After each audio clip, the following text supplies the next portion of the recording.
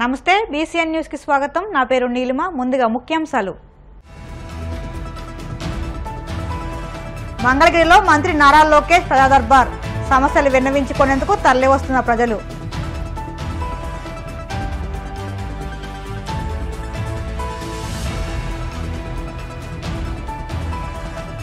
విజయవాడకు చేరుకున్న AP deputy CM Pawan Kalyan. మంత్రిగా మొదటిసారి సచివాలయానికి పయనం.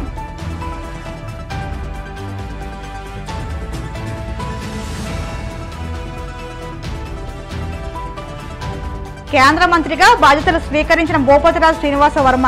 పశ్చిమ గోదావరి జిల్లా నుంచి తరలి వెళ్లిన కూటమి నాయకులు.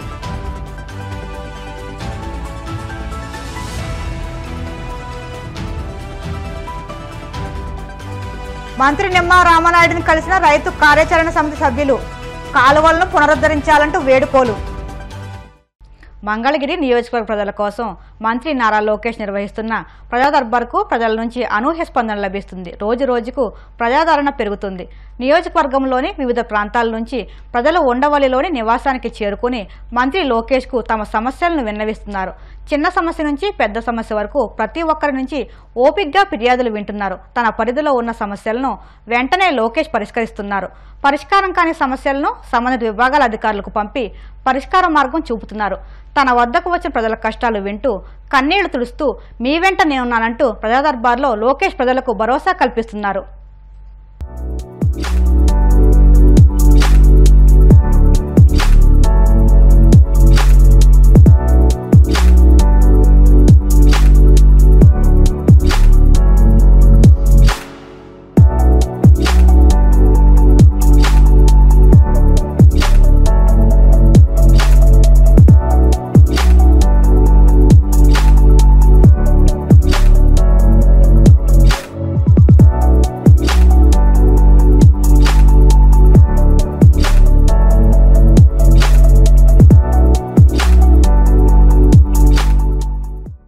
AP deputy CM Pawan Kalyan విజయవాడకు చేరుకున్నారు.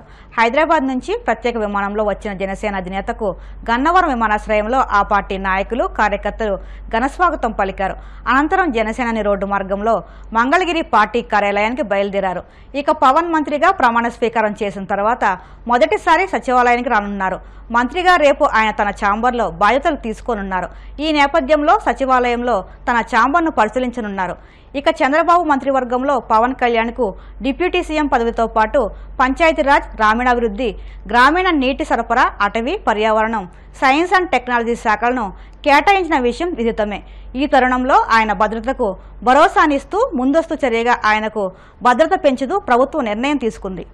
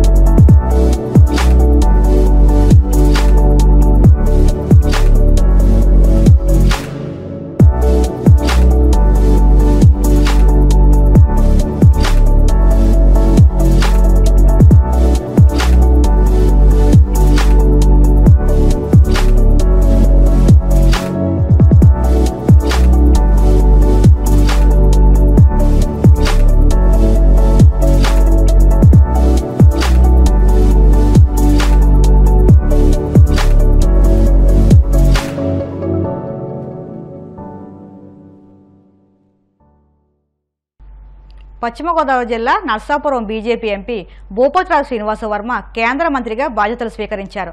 కేంద్ర ఉక్కు శాఖ సహాయ మంత్రిగా తన ఛాంబర్లో సంతకం చేసి బాధ్యతలు తీసుకున్నారు. ఈ కార్యక్రమంలో కేంద్ర మంత్రి కిషన్ రెడ్డితో పాటు ఏపీ బీజేపీ ఎమ్మెల్యేలు సుజనా చౌదరి, అరమిల్లి రాధాకృష్ణ, బొలిశెట్టి శ్రీనివాస్, విష్ణుకుమార్ రాజు, మాజీ మంత్రి పీతాని సత్యనారాయణ, సోము వీర్రాజు, రమేష్ నాయుడు, మాజీ ఎంపీ జీవీఎల్ నరసింహరావుతో పాటు పలువురు పాల్గొన్నారు. టీడీపీ జనసేన కూటమి మద్దతుతో నర్సాపురం ఎంపీ స్థానం నుంచి పోటీ చేసి వైసీపీ అభ్యర్థిపై 2.76 లక్షల ఓట్ల భారీ మెజార్టీతో విజయం సాధించారు. కేంద్ర మంత్రిగా బాధ్యతలు స్వీకరించడంతో బీజేపీ శ్రేణులు ఆనందం వ్యక్తం చేస్తున్నాయి.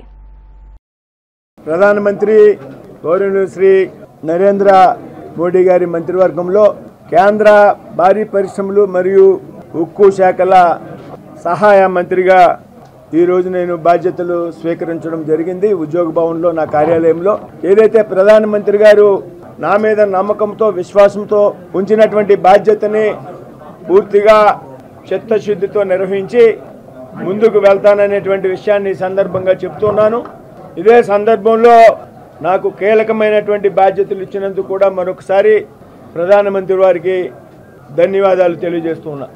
అంతకన్నా ముందు నేను ఈ స్థాయికి రావడానికి కారణమైనటువంటి భారతీయ జనతా పార్టీ రాష్ట్ర జాతీయ నాయకత్వానికి ఒక సామాన్య కార్యకర్తగా బీజేపీలో పనిచేయడం ప్రారంభించిన నేను 35 సంవత్సరాల క్రితం ఈరోజు కేంద్ర మంత్రి స్థాయికి తీసుకొచ్చినటువంటి పార్టీలో ఉన్నటువంటి నాయకులందరికీ కూడా పేరు పేరున హృదయపూర్వక ధన్యవాదాలు తెలియజేస్తున్నా. ఇవాళ నాకు కేటాయించినటువంటి శాఖల యొక్క బాధ్యతలు తీసుకున్నాను. రాబోయేటువంటి రోజుల్లో అతి తక్కువ సమయంలో ఈ శాఖల మీద పూర్తి అవగాహన పెంచుకుని ఈ 2 శాఖలకు కూడా మంచి పేరు వచ్చే విధంగా ప్రభుత్వ పాలసీ ఏదైతే ఉందో ఆ ప్రభుత్వ పాలసీలకు అనుగుణంగా కొత్తగా పరిశ్రమలు స్థాపించడానికి ముందుకు వచ్చేటువంటి వ్యక్తులను కానీ సంస్థలను కానీ పెద్ద ఎత్తున ప్రోత్సహించడం జరుగుతుందని సందర్భంగా చెప్తూ ఉన్నా. ప్రధానమంత్రి గారు తరచూ చెబుతూ ఉంటారు, ఏదైతే త్వరితగతిన పనులు పూర్తి చేయాలి, ఫైల్స్ క్లియర్ చేయాలి అనేటువంటి ఆయన ఆలోచన ఏదైతే ఉందో ఆ ఆలోచనని ముందుకు తీసుకువెళ్తానని ఈ సందర్భంగా చెప్తూ ఉన్నా. అదేవిధంగా ఆంధ్రప్రదేశ్కి సంబంధించినటువంటి పరిశ్రమల విషయంలో అక్కడ ఉన్నటువంటి ముఖ్యమంత్రి గారు చంద్రబాబు నాయుడు గారితో కూడా సమావేశమై గత 5 సంవత్సరాలుగా ఆంధ్రప్రదేశ్లో ఏ ఒక్క కొత్త పరిశ్రమ రాకపోగా ఆంధ్రప్రదేశ్ నుండి ఉన్న పరిశ్రమలు కూడా బయట రాష్ట్రాలకి తరలి వెళ్ళిపోయినటువంటి సందర్భం మనందరికీ కూడా తెలుసు.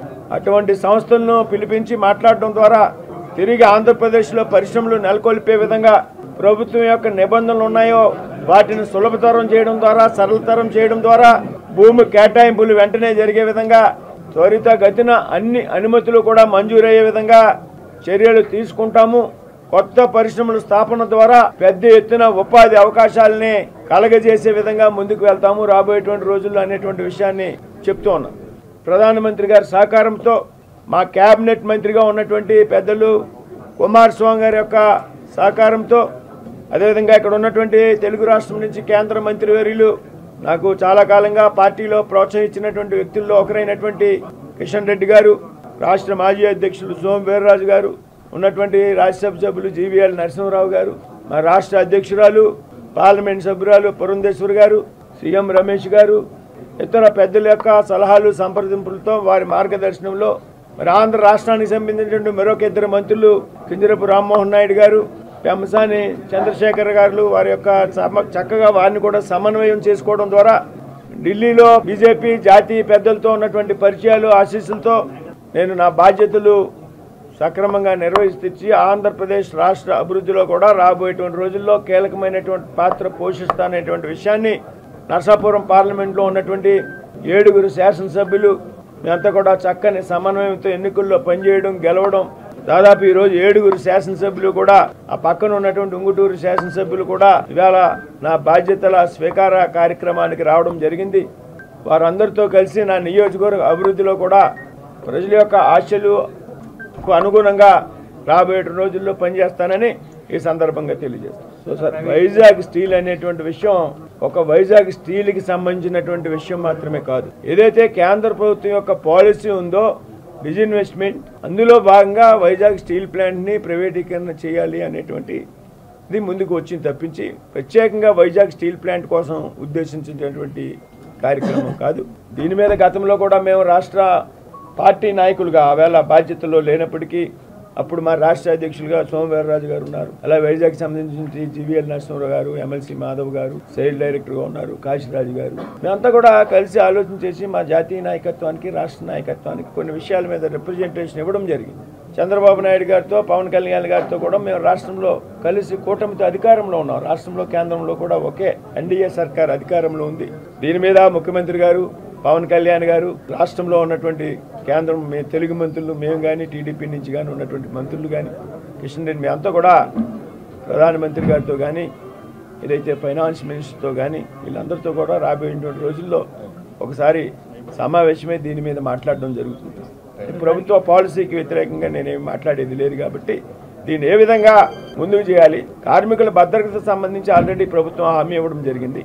కాకపోతే ఉన్నటువంటి సెంటిమెంట్ ఏదైతే ఉందో, విశాఖ హక్కు, ఆంధ్ర హక్కు అనేటువంటి హక్కు అనేటువంటి సెంటిమెంట్, ఆ సెంటిమెంట్ దెబ్బతినకుండా ఆంధ్రప్రదేశ్ ప్రజల యొక్క ఆలోచనలకు అనుగుణంగా ఏ విధంగా ముందుకెళ్ళాలి అనేటువంటి విషయం మాట్లాడతాం. ఇప్పుడే కిషన్ రెడ్డి గారు కూడా ఈవేళ ఈ కార్యక్రమానికి వచ్చారు. నా బాధ్యతల స్వీకారానికి ఇక్కడే ఉన్నారు.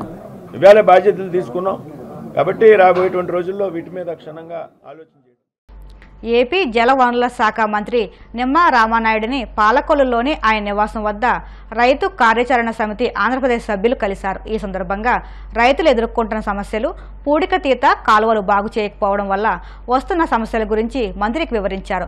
సావధానంగా విన్న మంత్రి తక్షణమే అవసరమైన చర్యలు తీసుకుంటామని, వచ్చే సీజన్కి ఎటువంటి సమస్య లేకుండా పూర్తిగా అన్ని రకాల ఏర్పాట్లు చేస్తామని సంఘ సభ్యులకు హామీ ఇచ్చారు. ఈ సందర్భంగా సమితి గౌరవాధ్యక్షులు కలిదిండి గోపాలకృష్ణరాజును మంత్రి సాలువతో సత్కరించారు. ఈ కార్యక్రమంలో సమితి సభ్యులు ప్రెసిడెంట్ పాతపాటి మురళీరామరాజు, సెక్రటరీ తమ్మినేని నాగేశ్వరరావు తదితరులు పాల్గొన్నారు.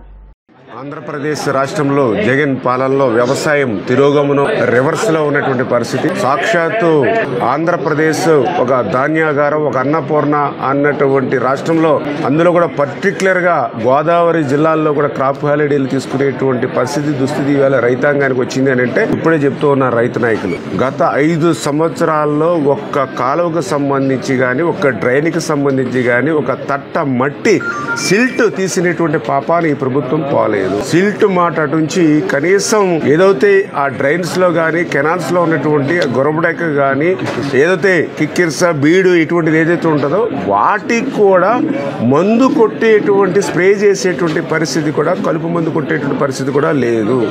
వాస్తవంగా ప్రతి సంవత్సరం కూడా మే నెలలో అవన్నీ కూడా జాగ్రత్తలు తీసుకోవాల్సినటువంటి ప్రభుత్వం గత 5 సంవత్సరాలుగా కూడా మరి అటువంటి రక్షణ చర్యలు కూడా తీసుకోకపోవడంతో మరి వేళ ఆకుమళ్లు కూడా వేసుకోలేనటువంటి పరిస్థితి వేళ రైతాంగం ఉందని చెప్తూ ఉన్నారు. అదేవిధంగా ఈవేళ ఏదైతే లాకులకు సంబంధించి మరి మరామతులు లేవు, కనీసం లాకులకి గ్రీజ్ కూడా పెట్టలేనటువంటి స్థితిలోనూ ఈవేళ ఆ చిన్నపాటి వర్షం వస్తే మరి వేలాది ఎకరాలు ముంపు గురవుతున్నటువంటి పరిస్థితి, దుస్థితి అని చెప్తూ ఉన్నారు. మరి అదేవిధంగా ఈవేళ ఏదైతే మరి ధాన్యం అమ్మి ఆల్రెడీ 2 నెలలు అయినప్పటికీ కూడా ఇప్పటికి కూడా వేల కోట్ల రూపాయలు ఈవేళ రైతులకి ధాన్యం బకాయిలు ఉన్నటువంటి పరిస్థితి, దుస్థితి. ఆ సివిల్ సప్లై కార్పొరేషన్ ఏదైతే ఉందో దాన్ని కూడా ఈ జగన్మోహన్ రెడ్డి తాకట్టు పెట్టి అప్పులు తెచ్చుకుని ఇవాళ రైతుల్ని ముంచేసినటువంటి పరిస్థితి, దుస్థితి. వాస్తవంగా ఏదైతే వ్యవసాయం అనేది, ఇరిగేషన్ అనేది రైతులకి సేవ చేసేటువంటి శాఖలు, అందరికీ అన్నం పెట్టేటువంటి అన్నదాతకు సేవ చేయడం అనేది మా అందరికీ కూడా పుణ్య కార్యక్రమం. అటువంటి కార్యక్రమాన్ని జగన్మోహన్ రెడ్డి 5 సంవత్సరాల్లో చేయకుండా నిర్లక్ష్యం చేశారు కాబట్టి ప్రకృతి కూడా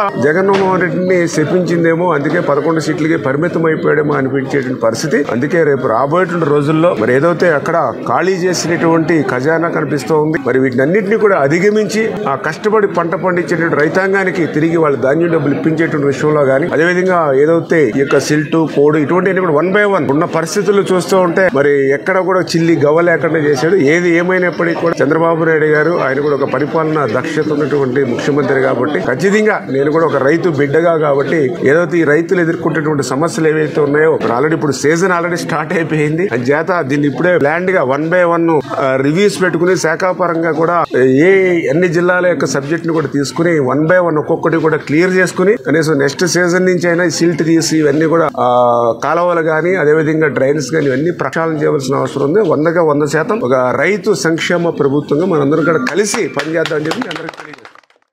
ఇప్పుడు కాసేపు ప్రకటనలు.